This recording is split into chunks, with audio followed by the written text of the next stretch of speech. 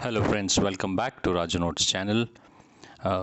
Right at the outset, I would just want to reiterate that my videos are generally short for viewing in mobile phone, so it would be easy for you to view my videos on mobile or listen to them, and therefore it is being shot in the portrait mode and not in the landscape modes. And if you are new to my channel, please do subscribe it and like it so that it is visible to more and more people. Today we'll do, as part of our defense update on this day of 14th of February, we're remembering the Pulwama martyrs. Okay, right on to the first topic. The Defense Advanced Research Project Agency of US, which is responsible for creation of internet, Siri and drones, is presently working on an advanced unmanned underwater vehicle. We have all heard about UAV. Now they are working on something which is called as UUV. So this project was named as Manta Ray project. Basically, the so-called UUV was supposed to look like a ray fin fish, and this project began in 2020, and they are working on this UUV, which can operate on long-range missions in ocean environment. And as of now, they have identified 3 contractors for the same. Basically the Manta Ray project seeks to develop the UAVs that can operate for extended period of time without getting refueled, have the ability to avoid the collision with the underwater obstacles, should be corrosion free, and should have the capabilities to carry extensive load and move from one place to another at a very fast pace. So this will be again a technology changing invention, I must say, in case it comes through.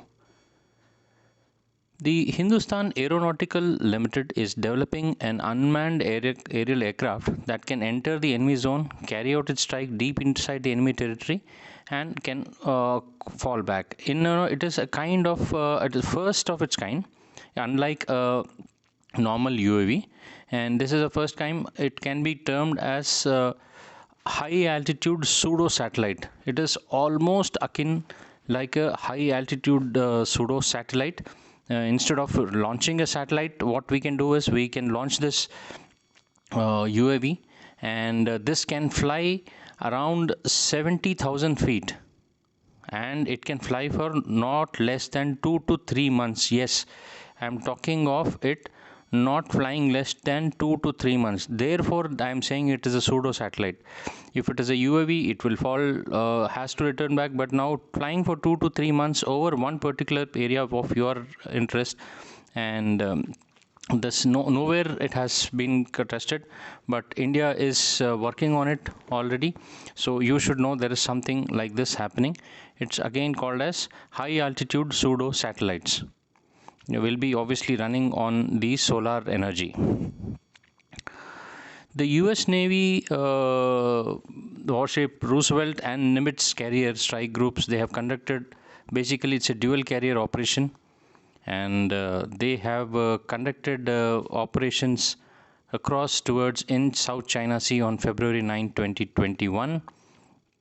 And this is basically to show the presence of US warships in this particular area and to pressurize China. The S-400, last time what we discussed was that the S-400 shipment to India was under a scanner from the Trump administration, because both Turkey has already taken this, but being a NATO ally, US has put sanctions on Turkey. But India, since is not a NATO ally but a very strategic partner for US, but still the Trump administration had said that India should face sanctions in case it goes ahead. But now this 5.43 billion contract which was signed between India during Putin's visit in October 2018, this I think will now proceed as per the schedule without much change. And this was informed this was disclosed by the Rosbono Export during Aero India Show 2021. The Indian Navy and Coast Guards have received new advanced light helicopter Mark III. We all know that India is this Indian own grown ALH is there, and it has been proven successfully for its endurance, and it's for in Indian conditions. Now basically the ALH now Mark III has been first time shown onto the Aero India show, and this will be now developed for the Indian Navy and Coast Guards. Basically, here the reduction of the weight of the aircraft will take place, and a special thrust to power ratio will also be increased, so that it has a very short vertical takeoff and landing. As such it does, but with a more power for the Navy is concerned. The India has exported about 34,000 crores of military hardware over last 5 years. Now this is a figure which I was also amazed to see, that I have always wanting that India, being a as a powerful nation, should enter into this defense exports and other things. But recent reports have suggested, and it was the defense minister when. Defense Minister for State, Mr. Shripad Naik, while answering a question in the Lok Sabha, has revealed that approximately 34,000 crores defense hardware has been exported to the various countries. Well, this list of exports had contained, if I am not wrong, where the night vision goggles, then followed by the lightweight torpedoes, the armored protection vehicles, weapon locating radars, coastal surveillance radars, and other things. So this all were part of this huge export which India had carried out. And if this goes on well with the present push what is being given for Atmanirbhar in the defense sector, I think India should start playing a major role, at least in Southeast Asia, as far as the defense exporter is concerned. The Gaganyaan, the second unmanned mission, is planned for 2022 and 23, and it will be followed by human space flight, says government. Well, a very ambitious project, and this is 10,000 crore project. And India, as we have discussed earlier, also is planning to send 3-member crew into the space for about 5 to 7 days by 2022. And this is when India completes its 75 years of independence. We are taking the help of Russians for training these astronauts as we talk. Recently, we had seen single Chinese soldiers, probably I can't say intruding also. They have walked over, lost their direction, and walked over into Indian sides and captured by the armed force Indian army. And after thorough investigation, it was generally found that found from these soldiers that the Chinese army lacks basic training, and they many of them are conscripts, not volunteers. Unlike Indian army, they have been forced to come to this border, so they all the time they feel quite a lot of pinch. As far as the domestic side is concerned, they generally are drunk by the evening, and are too attached to these families because of that one child policy. So they themselves feel that the Chinese soldiers are a kind of cannon fodder for China as of now, and most of their soldiers presently deployed on the border are not a willing trained soldier, but has been forcefully sent across. Not across, but forcefully sent to guard their borders. Indian Army has leased 4 Heron unmanned aerial vehicles from Israel as part of its emergency procurement. This came about 3 days back, and we already have some of these birds, but this was the latest thing which came on. We are using it for the vigil onto the northeastern and western borders. A pilot project for anti-cut fencing on India-Pakistan border is completed. Basically, we have that barbed wire border which separates it, which basically is there on the border. But for the first time, the border has been designed in a modular fencing, and which cannot be cut by the means of gas cutters and such kind of a thing. You can imagine something akin to the border between the Israel and Palestine, or a kind of a wall, but these are modular walls or fencing. So then the intruders will either have to climb over this modular fencing, or will have to dug a tunnel across. So let's see, it might work out or not work out, but it's a pilot project and you should be aware of it. We have recently seen and spoken that India and China have started disengagement between at the border area, but a point to note is that the speed with which the Chinese have disengaged was immense. With the kind of speed which they left that area was absolutely stunning.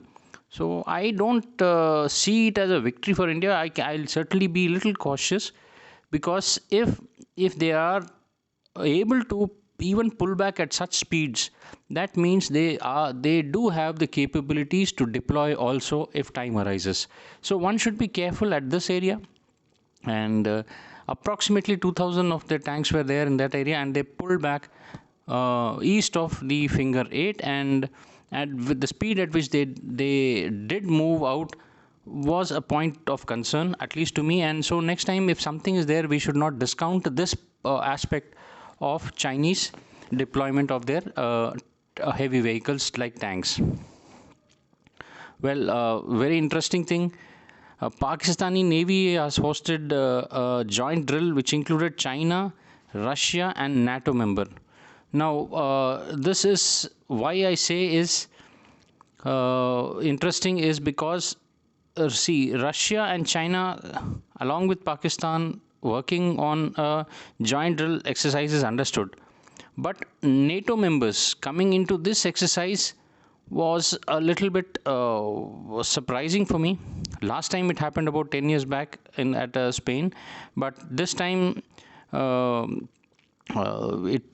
all have participated, including this China, Russia, and the other NATO agencies. So Pakistan, despite being in a bad position, in bad financial position, with the FATF action coming, the results coming very soon, in probably next about 3 months. I think, if I'm not wrong, it is in June, and but still it is carrying out such maneuvers or such drills or such exercises, which puts a huge burden onto their financial health. But a point to be a little careful of, whether it has been sponsored by China. Obviously it looks like, but still it is maintaining it. Now Indian Army is ever since our carbine small arms have been proved as a failure, they are looking for a requisite or the required replacement for these carbine rifles. So now I think the renowned Beretta close quarter battle carbines have been being used, or rather a new request for information for fast track procurement of about 100,000 carbines has been placed. And if this is so, the aging and much doubtful carbines of India will be replaced by this Beretta ARX 160 close quarter battle carbines. After the Tejas, the huge Atmanirbhar Bharat push as far as defense is concerned for the main Arjun battle tank, today about 118 Arjun Mark 1A were symbolically handed over to the army by Narendra Modi at Avdi, and this will form part of 2 regiments. I think it will form part of 2 regiments, and if all goes well, we might even export this tanks very soon to the other countries also. In a first, India and Saudi Arabia aims to undertake joint bilateral exercise. Well, the Indian force contingent will be traveling to Saudi Arabia for these exercises, which will take place in the next financial year in a significant development. And this will be first such exercise with both armies together. Well, if you recollect, the army chief of India had visited Saudi and had met all the top dignitaries of Saudi. There were speculations that when the army chief of Pakistan was not even allowed a meeting with the Saudi king, and he was given a royal welcome to the Indian army chief. There were speculations that it is likely that Saudi might take off Pakistan for its home security, and it might be taken over by India. That is a speculation, but whatever it is, a step which has been welcome to India is that Saudi is now looking towards India and not towards Pakistan. Therefore, indirectly, it is putting both mental pressures, psychological pressures, and also cutting down its financial assistance to Pakistan. Recently, a tweet by the US State Department welcoming the resumption of 4G services in India's Jammu and Kashmir has triggered a major controversy in Pakistan, and India has always maintained this, that Pakistan is an integral part of India, and now with US State Department tweeting that, as it is specifically tweeting that it is India's Jammu and Kashmir, is a most welcome step. Pakistan, as usual, wants to debate this at the UN Council and oppose this move, but it makes no difference actually. With the recent farmers agitation which happened, India has categorically told the micro blogging site Twitter to be wary of what is happening and to take off the illegal and bot controlled Twitter handles which were diminishing the India's image. Well, first, India's Twitter chief did not bother about it, and then as India, then Mr. Ravi Shankar Prasad gave a statement in the parliament, and also all the Indian politicians of the ruling party at least have moved on to an app called as Koo, Koo, as a replacement to Twitter. And if I am not wrong, today, I think I'll cover it later on, out of 4,700 such handles, I think about 3,800 or 500 such handles have been removed. Why this is important, I'll discuss it with you later. This time when we are thinking of when the Arjun tanks are forming the main part of our armored forces, India is also considering to buy 500 T-14 Armata tanks from Russia. These T-40 Armata tanks are the latest tanks developed by Russia, and the newest ones. And why sudden jump is because Armata tank has received an export certificate recently, about 3-4 days back. So once this export certificate was given to it, so India has said its readiness to buy these tanks. If that comes in, then the Armata as well as the MBT Arjuns will be the mainstay of Indian armored forces. Probably with the Trump administration gone, India and Iran probably will look back to its status quo relationship before Trump administration had put many bans on Iran, including the major oil export to India. So India was the major oil consumer for Iran, and Iran is also now looking forward to sell oil to India. If that happens, the oil prices will certainly be reduced, as we have a good relationship with Iran. But Iran wants to also deepen its military ties. Well, Biden feels that India has a major role to play in Afghanistan and the peace process. We also do understand this.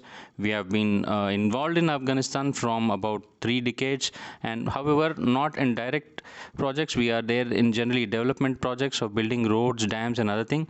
Recently, in the news was that we will be building a second major dam in Afghanistan, which will create energy and irrigation facilities to Afghanistan and stop or control the water flowing into Pakistan. So Pakistan is very much agitated with this project of India, which will be undertaken in Afghanistan. The erstwhile Map My India, which used to be a very pet for every Indian, has now tied up with ISRO to build an alternative to Google Maps. We all should remember that as the technology is increasing and with the free availability of Google Maps, it is possible any day Google would just say that Google Maps will be only available on payment, or if time required, Google Maps will stop functioning. Like in events like Kargil or like events in Galwan. So in case the Indian armed forces are dependent on this Google Maps, it will be difficult for us. So we should certainly have an alternative for Google Maps. So Map My India is coming up with ISRO to build an alternative one. We also have an alternative called as Bhuvan, which is an alternative to the Google Earth. Yeah, this was what I was talking of. After the stern warning of Mr. Ravi Shankar Prasad in the parliament, the Twitter CEO Jack Dorsey has said that 97% of accounts flagged by Indian government as fake or the ones which were misleading have been taken down by Twitter. Now, this you may feel this is a very small thing, but please understand that this is a very, very big achievement for India, because the world's most powerful man that is the United States President Trump, if his account can be blocked, removed while he was a president, see the kind of power what this micro blogging site is having. So such a site now falling in line with India and removing about 97% of the flag accounts is some achievement. And no doubt, the Twitter must have got a hint that Indian are working already onto an alternative for Twitter like Coup, and also there is a plan of there is already a plan for working for the alternative for the Google Play Store, which is presently having the monopoly. So it's a good step, I'll say. The Hindustan Aeronauticals Limited has signed with the Elbit Systems for digital overhead head-up display system, HUD system, which is used in the aircraft and the attack helicopters or gunships. And this is called as the Compass optoelectronic suite for recce and target acquisition, target acquisition.